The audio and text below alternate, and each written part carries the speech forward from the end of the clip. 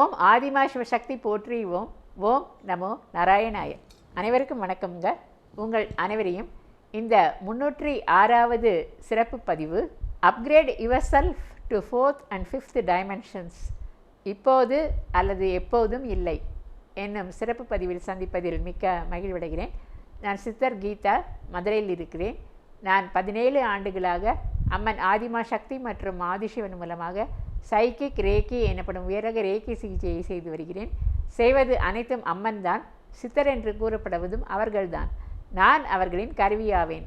எவ்வாறு செய்து வருகிறேன் என்பதை அறிமுக விளக்கம் என்ற குறு வீடியோ மற்றும் ஆரம்பகால பதிவுகளில் நீங்கள் பார்த்து தெரிந்து கொள்ளலாம். மேலும் சகோதரர் திரு BK சரவணகுமார் அவர்களது சேனலில் என்னுடன் நிகழ்த்திய நேர்காணலிலும் இவை குறித்து தெளிவாக கூறியுள்ளேன். தேவைப்படுவோர் அதனையும் பார்த்து தெரிந்து கொள்ளலாம். அதன் லிங்கானது டிஸ்கிரிப்ஷனில் உள்ளது. குமுதம் பக்தி மற்றும் ஆன்மீகம் இதழ்களில் குணப்படுத்திய வியாதிகள் மற்றும் சைக்கிக் ரேக்கி பற்றிய விவரங்கள் விளம்பரங்களில் தொடர்ந்து வந்து கொண்டுள்ளன. இப்போது நாம் பதிவுக்குள் செல்வோம். இது மிக மிக முக்கியமான, அனைவரும் உணர வேண்டிய விஷயங்கள் அடங்கிய பதிவு. ஆகவே இறுதி வரை தவறாமல் பார்க்குமாறு அன்புடன் கேட்டுக்கொள்கிறேன்.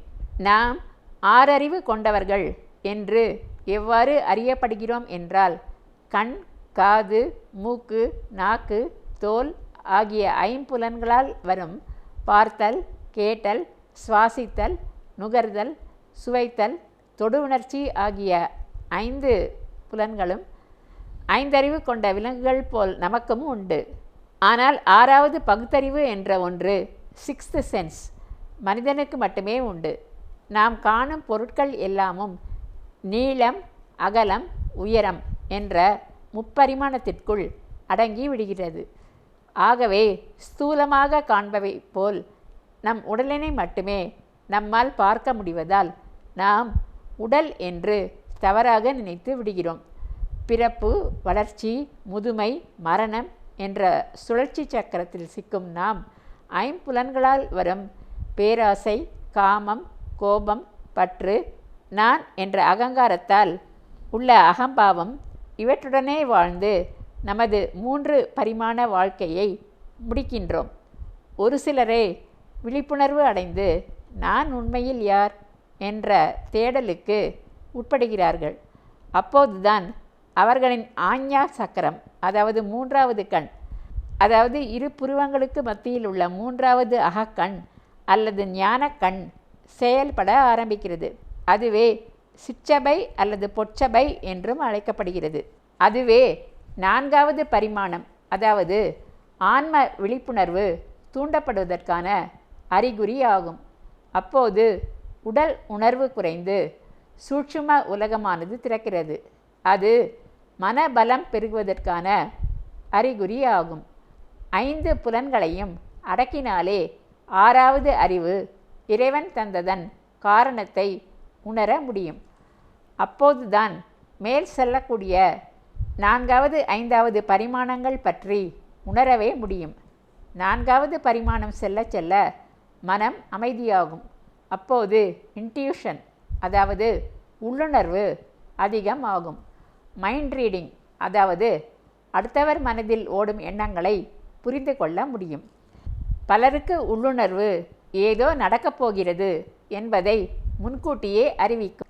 ஒரு இடத்தில் அசம்பாவிதம் நிகழ இருந்தால் உள்ளுணர்வு எச்சரித்து அவர்களை முன்கூட்டியே அவ்விடத்தை விட்டு விலகச் செய்து விடும். நமது ஒளியுடல் செயல்பட ஆரம்பிக்கும். அது என்ன ஒளியுடல் என்கின்றீர்களா? நமது உடல் ஸ்தூலமாக காண்பது ஃபிசிக்கல் பாடி, அதாவது பௌதீக உடல் மட்டுமே. அதனை அடுத்து பிராண உடல் என்று ஒன்று உள்ளது. அது நம் உடலைப் போலவே அமைந்த சூட்சும உடலாகும். ஆங்கிலத்தில் பிராணிக் பாடி என்று கூறுவார்கள். அடுத்து அமைந்தது மனோமய கோஷம், அதாவது சைக்கிக் பாடி அல்லது எமோஷனல் பாடி. பிராண உடலை தாண்டினாலே இந்த கோஷம் ஆக்டிவ் ஆக செயல்பட ஆரம்பிக்கும். எனது குரு பிக்கு போதிபாலா அவர்கள் மூலம் நான் இந்த சைக்கிக் சிகிச்சை செய்யும் விதத்தை கற்றேன்.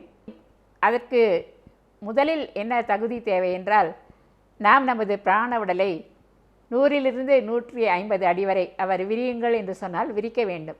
சுருக்குங்கள் என்றால் அணு அளவாக சுருக்க தெரிய வேண்டும். அப்போதுதான் நாம் இந்த மனோமய கோஷ அதை செய்வதற்கு தகுதி பெறுகிறோம். அந்த சிகிச்சையில் மேலிடத்தில் உள்ள ஆன்மாக்கள் எனக்கு ஆதிசக்தியாகிய அம்மனே உடலில் இறங்கினார்கள் போன்றவர்கள் நம்மை தேர்ந்தெடுத்து நம் மூலமாக அவர்கள் சிகிச்சை செய்யும்போது நம் மனதை ஒரு பக்கம் கட்டி போட்டுவிட்டு அவர்களே நேரடியாக செய்வார்கள். அந்த சிகிச்சையே அனைத்து செயல்களிலும் வெற்றியை தேடி தருகிறது. இது மனோமய கோஷம், அதாவது ஒளியுடலில் அவர்கள் இறங்கி செய்யப்படும் சிகிச்சை ஆகும். அடுத்துள்ளது விஞ்ஞானமய கோஷம், அதாவது விஸ்டம் பாடி. இறுதியானது 5வது உடல், ஆனந்தமய கோஷம், பிளிஸ் பாடி. பிராண உடல் 7 சக்கரங்களில் அடைப்புகள் இருந்தால் மனோமய கோஷத்திற்கு செல்லும் பாதை தடைப்படும். அதற்கு தியானம் அவசியம். தியானம் எவ்வாறு செய்வது? நமது புருவ மத்தியில் உள்ள ஆன்மா ஒளிப்புள்ளியாகும். செம்பொன் வண்ண உலகில் அல்லது பரலோகத்தினை இருப்பிடமாக கொண்ட பரமாத்மாவே அதன் தலைவர் ஆவார். அவரும் அருவுருவான ஒளிப்புள்ளியே. ஆத்மாவுக்கு உடல் என்பது உடை மாதிரி. அவ்வப்போது உடை மாற்றுவது போல் உடலை மாற்றக்கூடியது. ஆனால் இறைவன் பிறப்பு இறப்பு சக்கரத்தினுள் வராதவர். ஆத்மாவின் தலைவனான பரமாத்மாவான ஒளிப்புள்ளி. அவரை நினைத்து தியானிக்க தியானிக்க நாம் உடல் என்ற உணர்வுகள் அகன்று ஒளியுடலை, அதாவது சைக்கிக் பாடியை கடந்து விஸ்டம் பாடி, அதாவது விஞ்ஞானமய கோஷத்துக்கு முன்னேறி இறுதியாக பிளிஸ் பாடி, அதாவது ஆனந்தமய கோஷத்தை அடையலாம். இப்போது பாரதியார் பாடிய ஒரு பாடலை பார்ப்போம். இது யோக சித்தி ஞான பாடல் பிரிவின் தனிப்பாடல் ஆகும். தேடிச்சோறு நிதம் தின்று பல சின்னஞ்சிறு கதைகள் பேசி மனம் வாடி துன்பம் மிக உழன்று. அதாவது தினமும் உணவு உண்ண வேண்டும், நண்பர்களுடன் அரட்டை அடிக்க வேண்டும் என்று கதை பேசி பிறகு துன்ப காலங்களில் மனம் வாடி துன்பத்தால் உழன்று பிறர் வாட பல செயல்கள் செய்து நரை கூடி கிளப்பருவம் எய்தி. அதாவது பிறர் வாடும் வண்ணம் பல தீய செயல்களை அவர்களுக்கு செய்து நாளடைவில் வயதாகி நரை கூடி கிளப்பருவம் எய்தி கொடுங்கூற்றுக்கு இறையென பின்மாயும் வேடிக்கை மனிதரைப் போலவே நான் வீழ்வேன் என்று நினைத்தாயோ என்று பாடுகிறார். கொடுங்கூற்று என்றால் யமன், கொடுமையான காலனுக்கு இரையாகி பின் இறந்து போகின்ற வேடிக்கை மனிதர். இவர்களைப் போல் சாதாரணமாக வாழ்ந்து நான் வீழ்ந்து விடுவேன் என்று நினைத்தாயோ என்பது அந்த பாடல். உலகம் மாயா என்ற கனவு தோற்றம். நிஜம் என்று பிறருக்கு இடர் செய்து துன்பங்கள் செய்து எந்த லட்சியமும் இல்லாமல் விளக்கை தேடிய விட்டில் பூச்சி மடிவதைப் போல் பெரும்பாலான மக்கள் மடிகின்றனர். சரி, இந்த 5வது டைமென்ஷன் மேலும் செல்ல இயலுமா என்று ஒரு கேள்வி எழும். ஒரு சிலர் அதை அடைந்தும் இருக்கிறார்கள். குறிப்பாக வள்ளலார் அவர் 15வது பரிமாணம் டைமென்ஷன் அடைந்திருப்பதாக கூறப்படுகிறார். அப்போது நம் உடல் கூட்டின் அணுக்களை பிரித்தெடுத்து ஓர் அறையை விட்டு வெளியே சென்று மீண்டும் சேர்க்க முடியும். ஆதிசங்கரர் அவ்வாறு செய்ததாக வரலாறு உண்டு. கேதார்நாத் சென்றால் கோவிலுக்கு மேல் உள்ள ஆதிசங்கரர் சமாதியில் அவர் தண்டம் மட்டுமே இருக்கும். அவர் அங்கிருந்து மறைந்தார். ஆனால் எப்படி என்பது யாருக்கும் புரிவதில்லை. ஏனென்றால் அந்த நிலையை நாம் அடையவில்லை. வள்ளலாரும் ஓரிடத்தில் இருப்பார். அதே சமயம் வேறிடத்திற்கும் சென்று வந்த உண்மை கதைகள் உண்டு. அவையெல்லாம் மிக உயர்ந்த பரிமாணங்கள் ஆகும். நமக்கு 3 to 4 முதலில் செல்ல வேண்டும். ஒரு ஆன்மீக புத்தகத்தில் இறை ரகசியங்கள் என்று கூறப்பட்ட ஒரு குறிப்பை நான் படித்திருக்கிறேன். மனிதனுக்கு 6 அறிவு. அடுத்து கிரகங்கள் இருக்கின்றன அல்லவா, அவைகளுக்கு 15 அறிவு. தேவர்களின் தலைவனாகிய இந்திரனுக்கு 16 அறிவு. அடுத்து மும்மூர்த்திகளுக்கு 18 அல்லது அதற்கும் மேல் அறிவு. பரிபூர்ணனாகிய ஏக இறைவனுக்கு இன்ஃபினிட், அதாவது 21 அறிவு அதற்கும் மேல் என்று எழுத பெற்றிருந்தது. இதை இறை ரகசியமாக வைத்து கொள்ளுங்கள் என்றும் கூறப்பட்டு இருந்தது. ஆனாலும் மக்கள் நலனை கருதி இதை நான் தெரிவிக்கின்றேன். பரம்பொருளை ஏன் நம்மால் புரிந்து கொள்ள முடிவதில்லை என்பது நமக்கு இப்போது புரிகிறதல்லவா? அந்தந்த நிலையில் உள்ளவர்களால் தான் அவர்களை புரிந்து கொள்ள முடியும். மகான் விவேகானந்தர் என்ன கூறியிருக்கிறார் என்றால், இங்கு பூனைகள் உலகத்தை ஆட்சி செய்கின்றன என்று வைத்துக்கொள்வோம். அப்போது அவை வரையும் அல்லது நினைக்கும் உருவங்கள், கடவுள்கள் அனைத்தும் பூனைகளாகத்தான் இருக்கும். ஏனென்றால் அதற்கு மேல் அவற்றால் சிந்திக்க இயலாது என்று மனிதனைப் போல் உருவங்கள் கொண்ட கடவுளை வணங்குவதை கிண்டலாக கூறியிருப்பார். அது சரியானதே.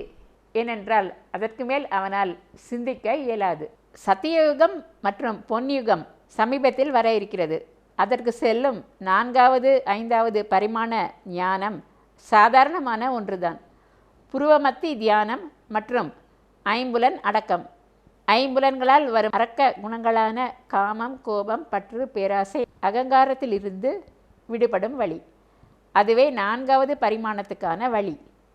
அதில் முன்னேறி செல்ல செல்ல 5வது பரிமாணத்துக்கு ஞானம் ப்ளஸ் ஒளியுணர்வு, நான் என்ற அகங்காரம் கரைந்து நல்லது கெட்டது என்ற இரட்டைத்தன்மை அகன்று அனைவரையும் பேரன்பு, கருணை மற்றும் சமநிலையுடன் பார்ப்பது. மொத்தத்தில் முழுமையான ஞான நிலை மற்றும் விழிப்புணர்வு அடைதல்.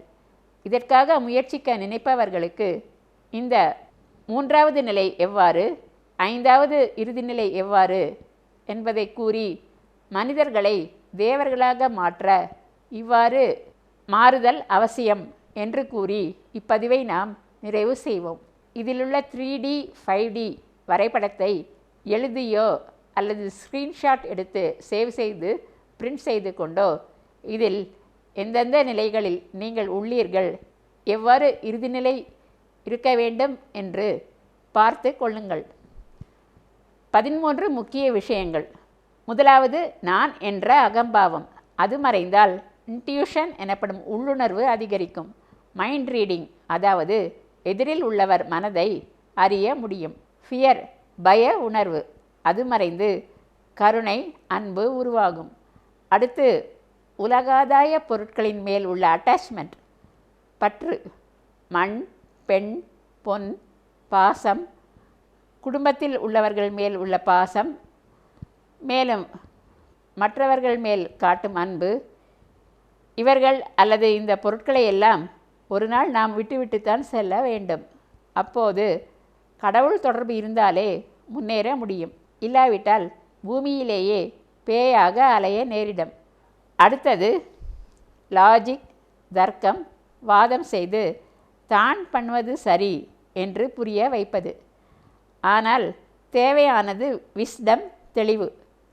பல இடங்களில் வாக்குவாதங்கள் தடித்து கொலை, வன்முறைக்கு தான் இட்டு செல்கிறது. அந்த ஞானம் இருந்தால் எதிரே இருப்பவர் என்ன செய்து மனதை காயப்படுத்த நினைத்தாலும் இவர் ஒரு கருவியே. ஏதோ ஒரு பிறவியில் நான் செய்த தீவினையே இப்போது என்னை தாக்குகிறது. இதற்கு ரியாக்ஷன், அதாவது எதிர்வினை செய்தால் வினை தொடர்பில் சிக்கிக்கொள்வேன், அதிலிருந்து விடுபட வேண்டும் என்று மன உறுதி கொள்ள வேண்டும். ஜட்ஜ்மெண்ட், தீர்ப்பு, கோர்ட் கேஸ் என்று தங்கள் நியாயத்தை நிலைப்படுத்த வாழ்நாள் முழுவதும் அலைந்து மன அமைதியின்றி நோய்கள் வந்து இறப்பவர்கள் அதிகம். அதை விடுத்து இயேசுநாதர் மத்தேயு 5:40 கூறியது போல, ஒருவன் உன்னை நீதிமன்றத்தில் இழுத்து மேலாடை, அதாவது அங்கவஸ்திரம் வாங்க விரும்பினால், அதாவது அங்கியையும் கலற்றிக் கொடு என்று விட்டு கொடுத்து சென்று விடுவது.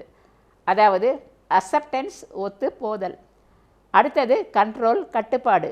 கடவுளிடம் நீ இது தந்தால் நான் அது தருவேன் என்று பேரம் பேசுதல். ஆனால் சரண்டர், நீ எது செய்தாலும் எனக்கு சரியே என்ற சரணாகதியே மிகச் சிறந்ததாகும். அப்போது கடவுளுக்கும் நம்மை காக்கும் பொறுப்பானது கூடுகிறது அல்லவா? அதை புரிந்து கொள்ளுதல் அவசியம். அது உடல் ரீதியானவற்றை சார்ந்து இல்லாமல் ஆன்ம ரீதியான தூய அன்பாக இருக்க வேண்டும். எது மாயா, எது உண்மை என்று பகுத்தறியும் பண்பு தேவை. கடவுளிடம் எதையும் அதிகாரபூர்வமாக உரிமை கோரக்கூடாது. கொடுத்தவைகளுக்கு நன்றியுணர்வு தேவை. பிறரை ஏமாற்றி வாழுதல் கூடாது. எதையும் மறைக்காமல், பொய் பேசாமல், வெளிப்படையாக உண்மை கூறும் தைரியம் வேண்டும். நான் என்ற ஆணவத்தை விடுத்து கடவுள், ஆன்மீகத்தில் முன்னேறுதல் குறித்து ஆர்வம் கொள்ள வேண்டும்.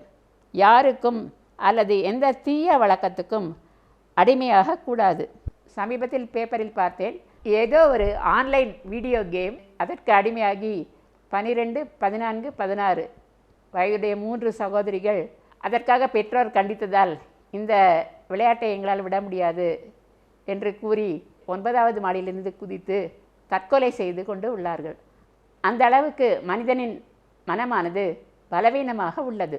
பூமியில் எவருக்கும் இனி அடிமை செய்யோம், பரிபூரணருக்கே அடிமை செய்து வாழ்வோம் என்று ஆடுவோமே பள்ளு பாடுவோமே பாட்டில் மகாகவி பாரதியார் கூறியது போல அவரை நினைவில் இருத்தி பரிபூரணராகிய இறைவனை மட்டுமே எப்போதும் நினைவில் இருத்த வேண்டும்.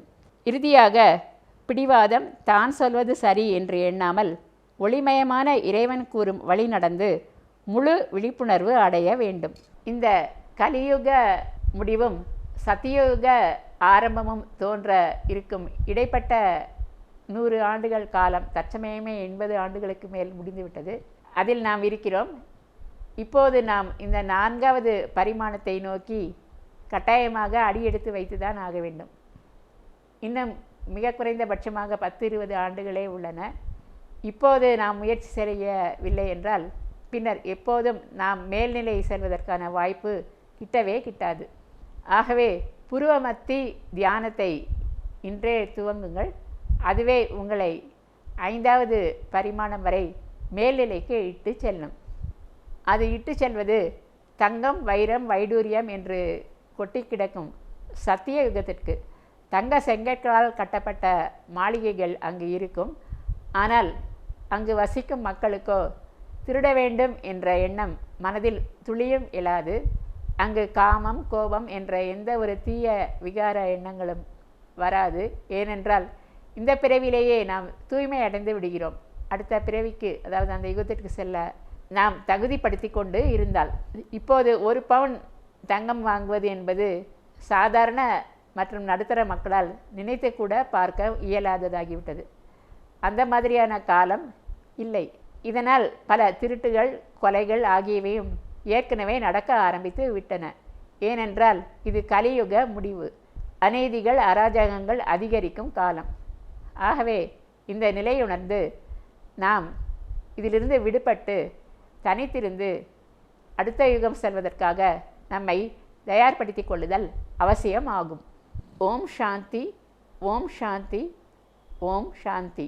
இப்பதிவை இத்துடன் நாம் நிறைவு செய்து கொள்வோம். சப்ஸ்கிரைப் செய்யாதவர்கள் அவசியம் செய்யுமாறு கேட்டுக்கொள்கிறேன். மேலும் கேஸ் விஷயமாக என்னை சந்திக்க விரும்புவர்கள் கீழே வரும் தொலைபேசி எண் 0452420851 என்ற தொலைபேசி எண்ணில் தொடர்பு கொள்ளுமாறு கேட்டுக்கொள்கிறேன். லைக்கும் போட்டு உற்சாகப்படுத்தலாம்.